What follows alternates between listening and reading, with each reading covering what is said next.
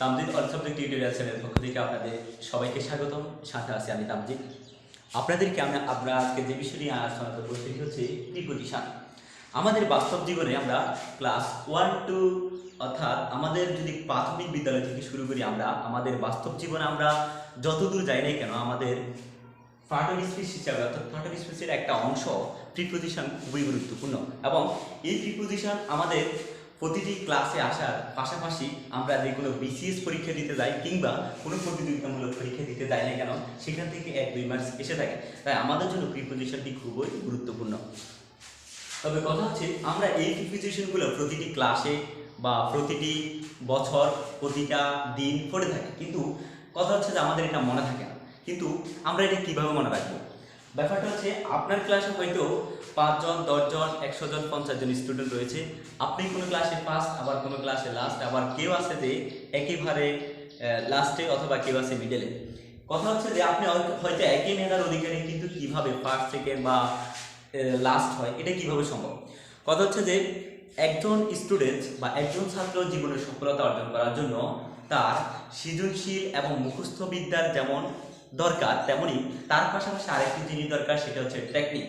যে যত বেশি টেকনিক খাটাতে পারবে সেই সফলতার ধার প্রান্তে তত বেশি এগিয়ে যেতে পারবে। তাই একজন মেধাবী এবং পরিশ্রমী ও সৃজনশীল বিদ্যার স্টুডেন্টের চাইতে যার টেকনিকটা আছে ওগুলার পাশাপাশি যার টেকনিকটা আছে সে সবচেয়ে বেশি এগিয়ে থাকবে। তাই আমরা আজকে ওরকম কিছু টেকনিক নিয়ে আলোচনা করব। শুরুতে আমরা যে টেকনিক নিয়ে আলোচনা করবো সেটি হচ্ছে ইন।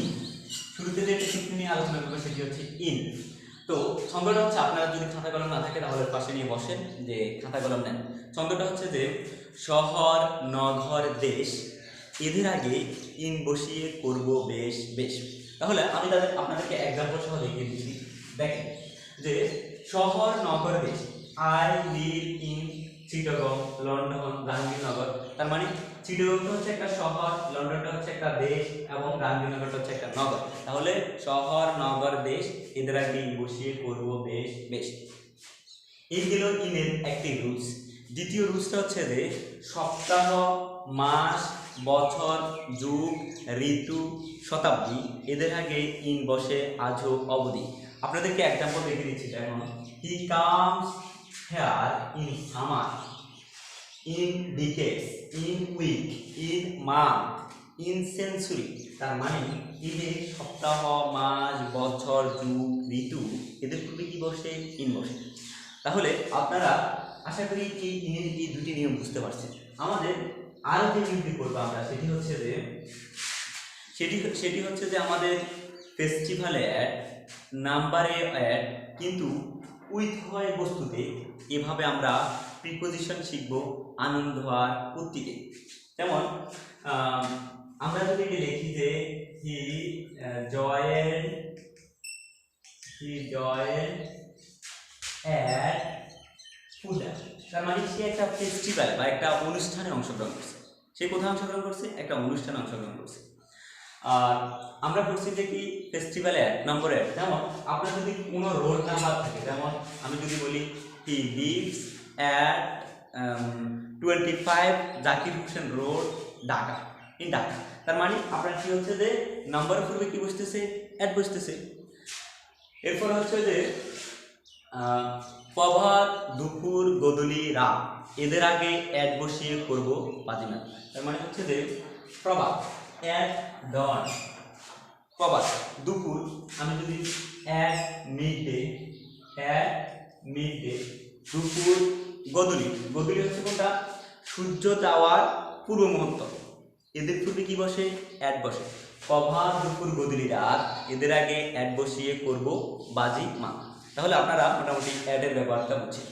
এরপর হচ্ছে যে বড় হলে ইন আর ছোট হলে অ্যাড হয়, এই পার্থক্য না বুঝলে মনে থাকবে বলে। কথা হচ্ছে যে আপনার যদি একটি বাক্যে, যেমন এখানে আছে যে ইন চিটাগং, কিন্তু এখানে যদি চিটাগং না থাকে, এখানে লন্ডন আছে। সাপোজ যে চিটাগংটা হচ্ছে লন্ডনের একটা শহর, তাহলে আমি যদি লিখি যে আমার কি লন্ডনটা বড় হবে নাকি চিটাগংটা বড় হবে? তাহলে আমার কথা হচ্ছে যে লন্ডনটা বড় হবে। তাহলে লন্ডনের পূর্বে বসবে ইন আর চিটাগংয়ের পূর্বে বসবে অ্যাট। তাহলে ছোট হলে অ্যাড, বড় হলে ইন হয়, এ পার্থক্য না বুঝলে মনে থাকবে বয়।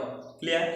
এর পরবর্তীতে আমরা যেটা নিয়ে আলোচনা করব সেটি হচ্ছে যে আমাদের ফার্স্টে বুঝাতে হয় কি, ফার্স্টে বুঝাতে, যেমন আমরা যদি বা দ্বারা বুঝাতে পাই, পাশে বুঝাতে ভাই, দ্বারা বুঝাতে ভাই, কিন্তু ইনে কার, ইনে কার, দক্ষতায় অদক্ষতায় এক না বসালে সব হবে ছাড়। যেমন আমি যদি বলি অ্যাডেড, অ্যাডেড অ্যাড বা অ্যাডেড ই, এটা হচ্ছে দক্ষ। আপনার দক্ষতায় অদক্ষতায় কি বলবে?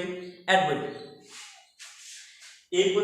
এরপরে হচ্ছে যে আমাদের, আমরা যেমন আমাদের আরো আছে যে সিন্স বা ফর ইত্যাদি। তাহলে আমরা এগুলো নিয়ে আলোচনা করব যে আমাদের যদি স্পর্শ করা অবস্থা থাকে তাহলে উপরে বোঝাতে অন স্পর্শ, যেমন I I put the chalk on the table, মানে আমি চকটা টেবিলের উপর রাখলাম, তার মানে চকটা স্পর্শ অবস্থায় আছে।